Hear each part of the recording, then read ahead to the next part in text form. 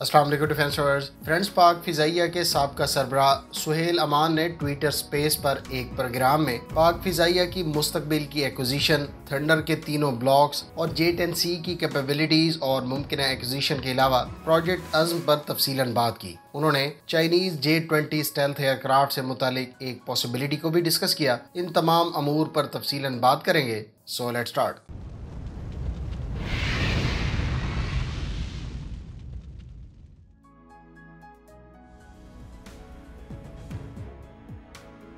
Friends, air chief marshal retired Suhail Aman का एक सवाल के जवाब में कहना था कि प्रोजेक्ट अज़्म को जब शुरू किया गया था तो इसकी टाइमलाइन 15 साल पर मुश्तमिल थी, लिहाजा इसमें अब मजीद 10 से 12 साल का वक्त लगेगा। इसके अलावा उन्होंने कहा कि कोई कैसे हमारे मुल्क के अंदर होने वाले डिफेंस डेवलपमेंट और एक्विजिशंस को अमेरिका, चीन और यूरोपीय यूनियन की बड़ी एयर फोर्सेस से कंपेयर कर सकता है, जो इस वक्त 5th जनरेशन एयरक्राफ्ट से भी आगे अनमैन्ड सिस्टम्स पर मुंतकिल होने के फेज में हैं, क्योंकि बजट और ऑपरेशनल नीड्स दरअसल इन मामलात का तयन करते हैं।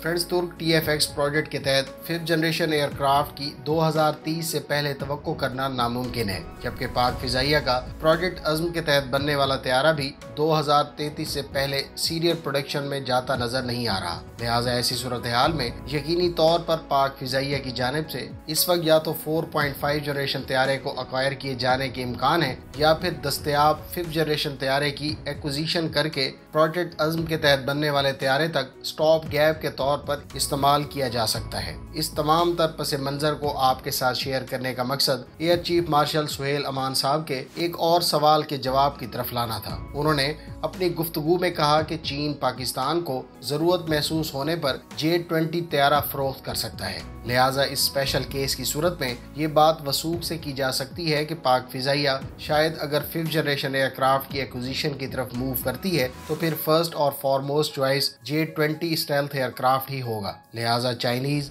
J-31 तो इस मुमकिन लिस्ट में शामिल नहीं, जबकि तुर्क TFX ज्वाइंट डेवलपमेंट के तनाजुर में शायद दोनों ममालिक में कोई शिराकत दारी हो, अदरवाइज इसकी एक्विजिशन के भी पाक फिजाइया की तरफ से इम्कानात ना होने के बराबर हैं। सुहेल अमान साहब ने JF-17 इब्तदाई ब्लॉक्स को 10 में से 6 मार्क्स दिए, जबकि ब्लॉक 3 को 10 में से 8 और J-10C को 10 में से 8.5 मार्क्स दिए। J-10C की मुमकिन एक्विजिशन के जवाब में उनका कहना था कि अगर उन्होंने इस वक्त फैसला करना होता तो वो थंडर ब्लॉक 3 की तादाद को बढ़ाते बजाय J-10C को अकायर करने के, लेकिन ऐसा अब होता है या नहीं, इस पर कुछ नहीं कहा जा सकता।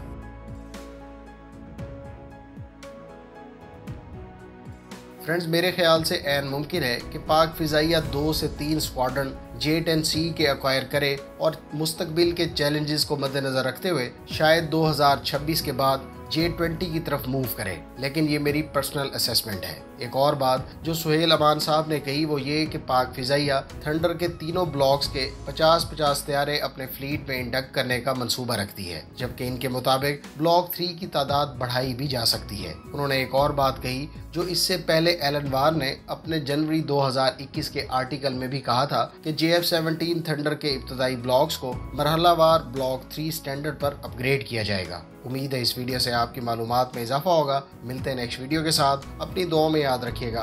अल्लाह हाफिज़। पाकिस्तान जिंदाबाद।